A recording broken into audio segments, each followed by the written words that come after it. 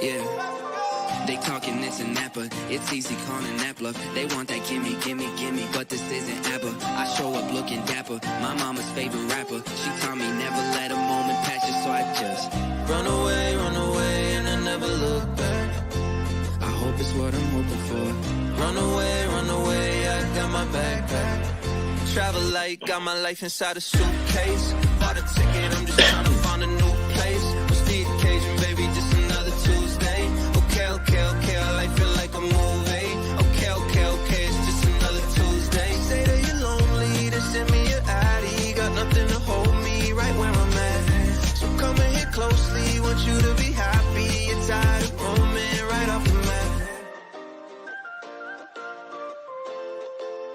1, 2, 3, She said I'm overzealous, she said I'm all but jealous. I probably would've said the same thing looking back. She said I'm out my melon, I never learned my lesson. I probably would've said the same thing looking back. Day one, yeah, you been my day one. When they hit me for the sauce, I gave them all that A1. Fake love, yeah, they give me fake love. You the only one I wanted with me on my way up. Can we just run away, and I never look back. I hope it's what I'm hoping for. Run away, I got my backpack. Travel light, got my life inside a suitcase. Bought a ticket, I'm just trying to find a new place. What's the occasion, baby? Just another Tuesday. Okay, life feel like a movie. Okay, it's just another Tuesday. Say that you're lonely, then send me your ID. Got nothing to hold me right where I'm at. So come and hit closely, want you to be happy. You're tired of roaming right off. What is going on? It is just another Tuesday. I am Sean Richard. I've got with me, as always, Candido Diaz and Mr. Mark Sullivan. What's going on, fellas? What is happening? I still believe. You still, I know. It's like you transposed the sign on your chest. I like it. Like welcome, everyone, to episode 47 of the Reload Show, Real Estate by Loan Officers. We're just who's letting us do this many shows? I know somebody has misplaced the cancel button and they can't seem to find it, so it's all good. No, we're just three ordinary guys. I feel kind of ordinary. I don't know. We're three ordinary guys talking about the business, real estate, lending, and accountability, among other things. So guys, what's going on? No, not much. Really jumping off of last week. Trying to get 2025 planned out. Trying to get wanting to hit 2025 with a full gas, pedal to the metal. I'm still trying to finish 2024 here. We still got a couple months. Come on, Mark. Nope. Finish strong. Nope. Writing it off. Mark's so good. I'm done. 2024. Peace out, guys. I'll see you next year. It's planning season, so it's not a bad time to do that, right? I said earlier in my networking group, I was like, for a lot of people, it's PSL season. For me, it's PYL, and that's plan your legacy. But we're not talking about planning today. Not really. No. Candido, why don't you let the cat out of the bag? What are we chatting about today? We're not going to do wins and losses. I mean, we can. I just figured we'd tease the topic first. Yeah. So, okay, I guess we could do that. So today we are going to be talking about strategic conversations. What are the conversations you can have with your client? It can be about pricing. It could really be about anything. Obviously, we got to try and make ourselves stick out. Otherwise, what's to prevent them from going to somewhere else? So we're talking about leveraging strategies to set ourselves apart and take even more exceptional care of clients. Okay. I dig that. All right. Well, Mark, you look eager to get going. So why don't you start us off with wins and losses today, bud? Sure. Looking and actually being are two different things. But I'd say my win is definitely on the same topic as I just brought up, is the planning. I said by the end of this week, I wanted to have all of 2025 planned out. As I sat down, I realized that was a really lofty goal. But I do have quarter one planned out as far as what webinars I want to do, and what in-person meetings I want to do, and things like that. The marketing hasn't been established for it yet, but quarter one is done. And as I go, obviously I'm going to London on Friday, so I would like to have this done prior to that. If not, I've got a plane ride to do it, right? But I'm off to a really good start with all of that stuff. And honestly, quite a few applications coming in, and having a lot of conversations about refinances and stuff like that coming in.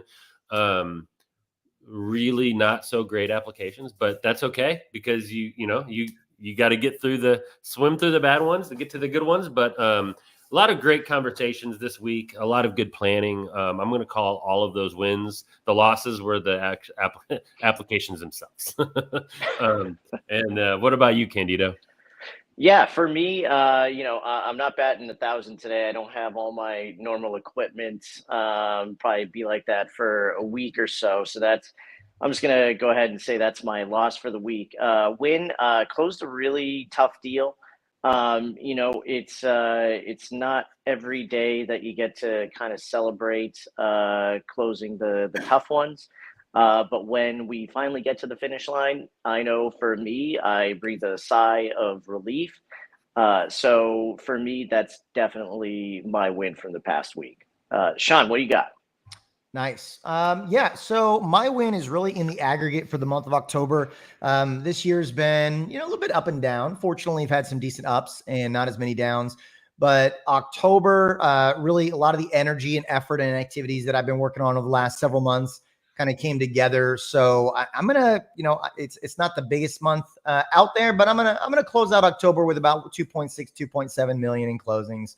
So pretty good month for October, especially since September was less than ideal. So huge win there.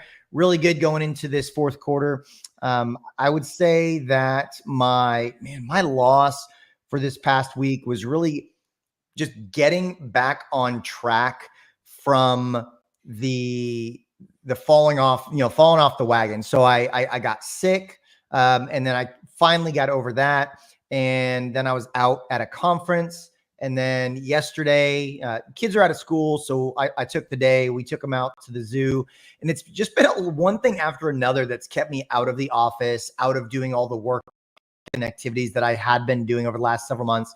And so my loss is really just, it hasn't been as quick as I would like getting back to my normal day-to-day routine. But today's going to be a great day to change that. So I'm excited for the rest of the day. So yeah, that's what's going on. All right. So guys, so strategic conversations, and this can mean a lot of things for a lot of people. I mean, ultimately, when I think of strategic conversations, I think of how we can leverage strategy for our clients to not only put them in a better position with their home financing, or if you're a real estate agent, with their home buying or home selling. I think it also is a very strong way to set ourselves apart from our competition in being able to offer strategies that maybe the average competition in our industry isn't going to know, they're not going to think of, they're not going to have those conversations. So Candido, why don't you kick us off? Talk to us a little bit about kind of some of the key strategy conversations that you have with clients and how that impacts them and your business.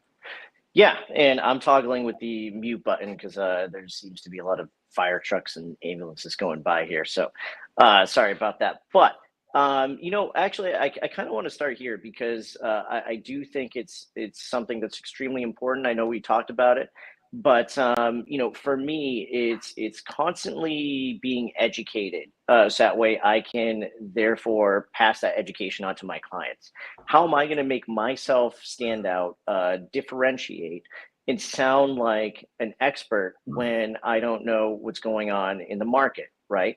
So for me, a big part of every single day is being going ahead, starting the day by taking a look at the market. Maybe jump on MBS Highway, maybe watch Hammer's update, Hammer Helmer. So I think for me, having those strategic conversations start by me being educated by what's going on in the market, so that way I can therefore pass that education on to the customer and the client, so that way I actually sound and know what the heck I'm talking about. That was good. Mark, Yeah. what are, share with us one or two examples of conversations that you use to strategically position yourself. We'll just stay on that topic, right? So obviously, that's how we start all of our days, right? You want to make sure that you are as educated, and not only on the business in general, but what's going on in the market, so that you want to know what other people are hearing. You want to know what the news is telling people, so that you can put them on the right path, because most likely what they're hearing is not 100% what they should be thinking about. When you hit your strategic conversations and you're going in there and you want them to hear you, you can't start completely out of left field for them. You have to start where they are and bring them. You want to start where they are and bring them to you, right? So when I think of strategic conversations, especially right now, most everybody we talk to is extremely rate conscious, right? Because that's where the news is, right? Rates are high. Okay, cool. So people are already going in knowing that, and they're rate conscious. They immediately want to start talking about interest rate. They've probably already played around with calculators and things like that. And the first question I get constantly, especially for refinances, but if you're a real estate agent, this is really important for you to understand as well. You don't necessarily need to have this conversation, but you can lead with it if the conversation with their loan officer didn't go so well. But the first question is usually what's your rate? What's your interest rate? And you want to get off of that, right? Because that's different for everybody. There's no canned answer. I can't be in the elevator and someone go, "What's your interest rate?" I just say 5.625, right? That's just not how it works. But most people don't understand that. And what I do is, if somebody opens with, "Hey, what is your interest rate?" I answer, it can be whatever you want it to be. What interest rate would you like? Especially if they come off super like, yeah, especially I'll just say, that one's not really all that realistic, but let me talk to you why. Let me tell you why I asked you that question.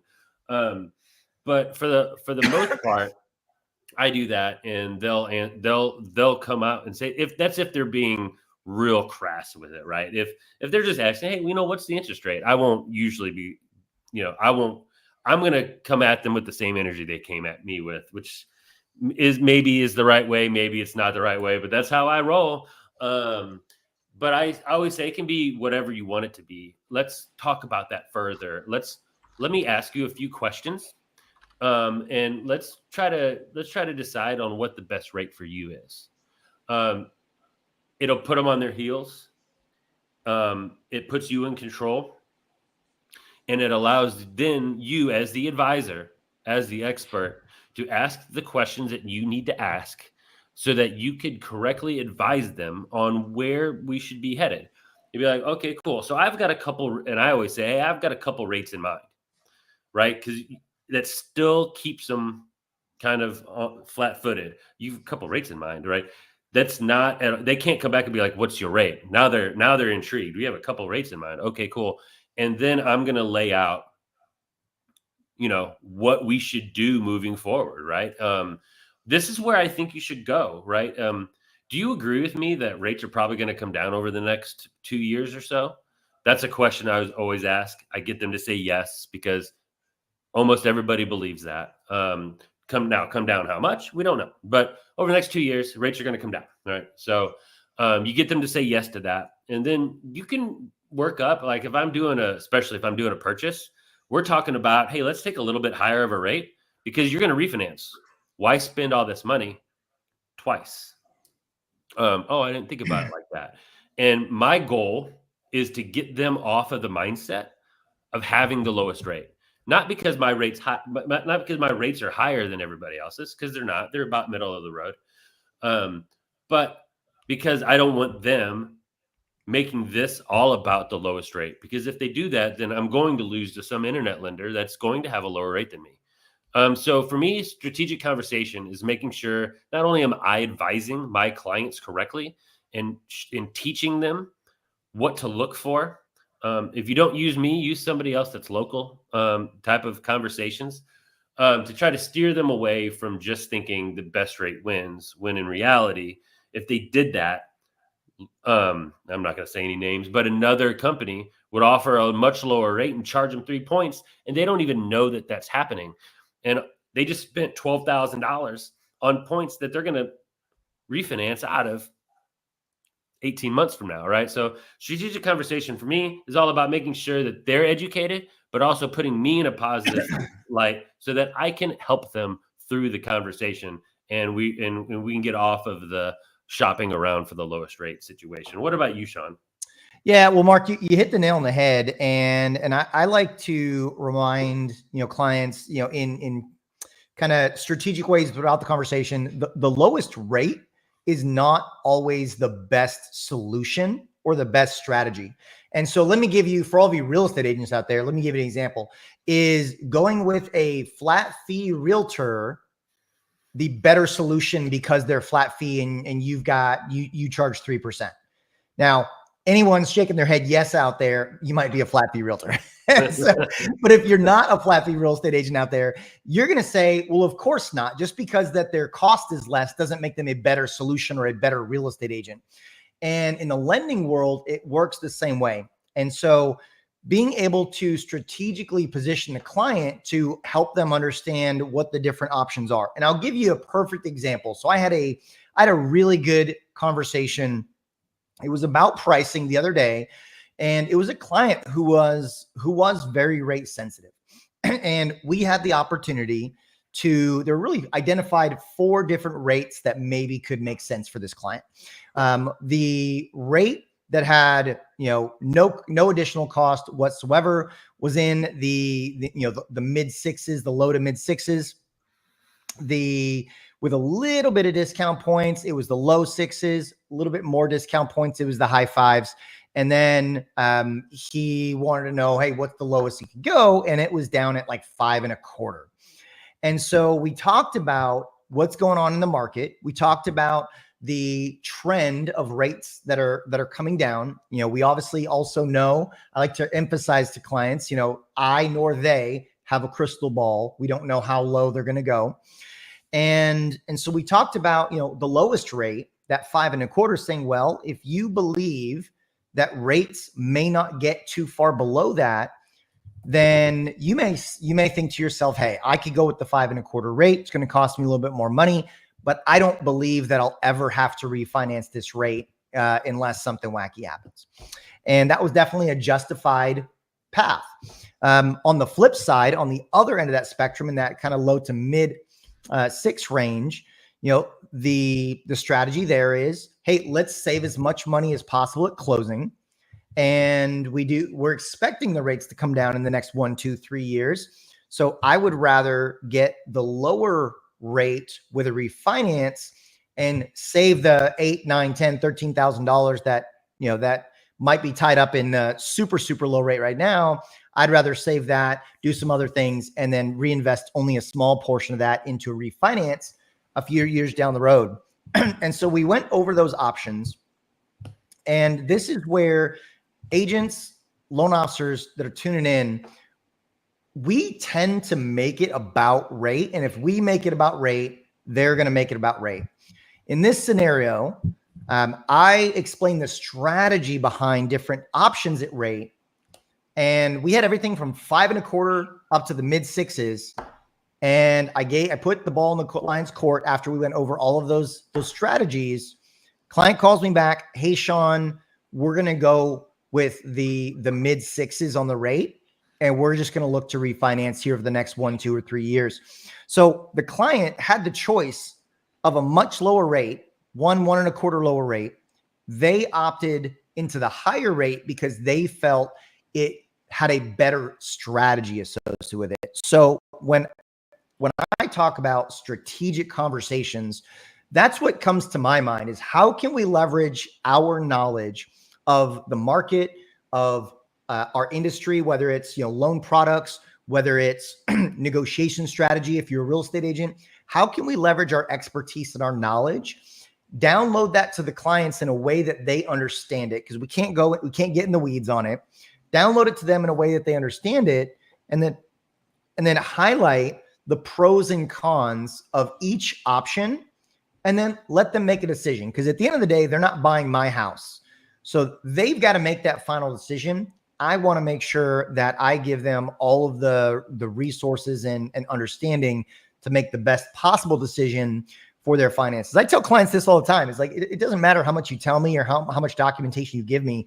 You will always know your finances more intimately than I will. So I'm going to give you everything that you need to make an educated decision. But at the end of the day, you've got to make that decision. And I'm here to answer any questions you have to help you make that.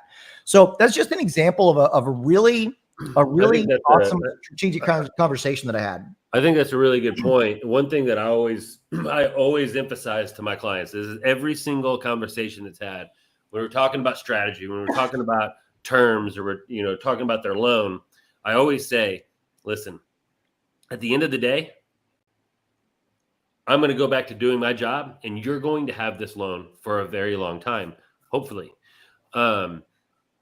This is your loan. This is your decision. I'm just here to help you make it. Right. And I just wanted to add that because it goes right along with what you just said, Sean. But it's like, this is your loan. I'm just here to help you make the right decision. Right. But whatever you want to do, that's totally what we're going to do. Right. Because at the end of the day, like I said, the loan's going to close and you're going to have this loan. So I don't want you 12 months from now going, Mark made a bad decision here. Right. It's your loan, your decision. I'm just here to help. And I think that takes the onus off of me again. It puts them in the driver's seat, and I'm holding their hand. Maybe I'm shifting the gears for them. I can't tell you how many times I've told a client, hey, you're Batman and I'm Robin. I'm just here to make you look good, but you're the hero of the story. Candido's the Joker. Candido's the Joker. Thank you. I appreciate that. No, for me, I try to almost shift the focus because let's face it, at some point in the conversation, you're going to have the topic of rate is going to come up.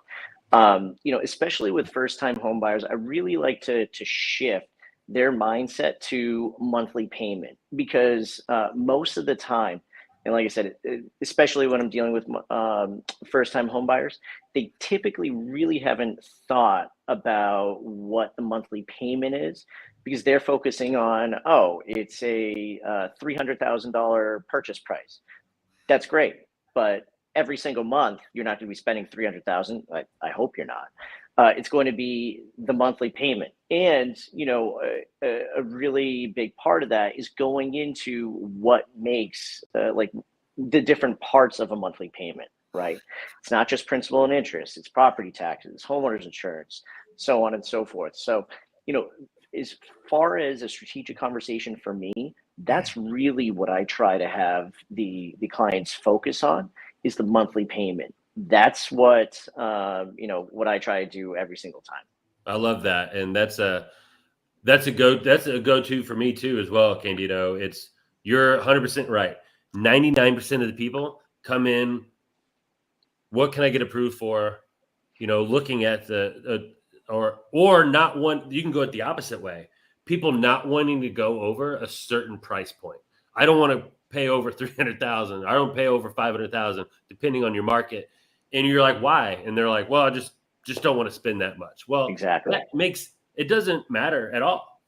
Matters a little bit, but doesn't matter as much as the other things, right? Right. Because if you look at the history of appreciation, like the real estate market's like the 96 Bulls, like it wins every single time. It's like, what were the numbers? It's like 81, 5 and 2 or something like that in positive appreciation over the last 90 years. Oh yeah, 81 years of positive, 5 of neutral, and 2 declining over the last Right. like 90 Yeah. years. And like the neutral and the declining, like 6 of those were during the Great Recession, right? So like the other 90 years were just like golden. So the point is, my point is, if you're like, you're going to be in this house, you know, let's say you're in this house for 5 years, the chances of you selling this house for less than what you paid for it is low. And if it's going to happen, it's going to happen no matter what house you choose, right? If the market dips and tanks or whatever, it's just going to do it. And it's going to affect probably all the houses, right? It won't just affect the one you do. But most likely, when you go to sell this house, it's going to be worth more than what you paid for it. So what does it matter? The actual acquisition cost of the house matters almost nothing unless you're bidding over the value, right? What matters is, can I afford the monthly payment? Can I come off the money for the down payment and the closing costs? Is this going to create a comfortable lifestyle for me moving forward? All of those things matter. I don't know, 80,000 times more than what you're purchasing the house for. Now, did it matter that you purchased it for 310 because you didn't want to go, but you didn't want to go over 3,000? No, it didn't matter. Let's just adjust it to make you comfortable and go from there. So absolutely. Candido, you hit the nail on the head. I just wanted to back you up on that. I want to throw something out there for real estate agents as well. And because a big part of real estate agents, role is negotiating contracts, right? Like they're trying to figure out, how to set their clients up in the best position, put their best foot forward. And I think a lot of times, real estate agents, they have the knowledge, they have the mastery, they have the expertise in their head. And they're like, hey, here's what I think we should do. And I believe it's important for real estate agents to take a step back, because a lot of times there are multiple paths to victory, and being able to actually explain your thought process to the client. Hey, here's one strategy we could go with, and here's why that could work, and here's what's good about it, here's what's bad about it. Here's another strategy that we could go with, and here's why this could make sense, and here's what's good about it, and here's what's bad about it. And being able to have that conversation and then ultimately let your client make the decision based on their preferences, based on their risk tolerances. I have a risk tolerance. I have a lot of conversation about risk tolerance with clients. I'm like, hey, if you're very conservative with your finances, then this approach is highly likely going to be the best way to go. If you're more moderate to aggressive, then here's an option that that could make sense for you. And then I let them make the decision. Perfect example. I had a client yesterday. We talked about locking versus floating, and I had the risk tolerance conversation, and the client said back to me, he's like, well, I'm a bit of a gambler, so we're going to go ahead and we're going to float for now. And I was like, hey, no worries. We can absolutely do that. I'm going to keep an eye on it on a daily basis. I'm going to reach out to you if there's conversations that we need to have about it, and we're going to try and eke out a little bit more benefit. But I'm going to update you so that way you can make those decisions on a regular basis. And they actively went with the riskier approach because of their preferences and their risk tolerance financially. So I think with real estate agents, I don't know that real estate agents do that enough. I'm sure there's a lot of great ones out there that do, but being able to say, hey, here are 2, maybe 3 paths forward. Here's the pros and cons of each path. Here's the risks with each path. Here's how you could justify each one, because you can justify almost anything. Here's why each of these would make sense, and then let your clients make that decision so they feel the maximum amount of comfortability with their decision. And then you're not making that decision for them, which also relieves a little bit of guilt or liability if things don't play out as you expected them to. Yeah, I mean, that's another great point, especially in this rate environment. You have to have that conversation with your clients to figure out if they want to gamble or they're a little bit more conservative. Yeah, well said, Sean. Cool. Guys, man, this was a great conversation. I really enjoyed this. Hopefully everybody out there checking us out live or watching the replay, this helped you have even better conversations with your clients. Man, I don't even have any parting thoughts today. Anything that you guys want to wrap up with, or we sitting pretty? I think the overall the idea here, we all pretty much agreed with everything that each other was saying, which is not common. And just make sure that you're lining up the conversations you're having with the end goal of the client in mind. I think everything that we said today matches that mantra. And if you have any questions about that kind of stuff, or you want to talk about that stuff more, reach out to any one of us. And we love having this specific conversation.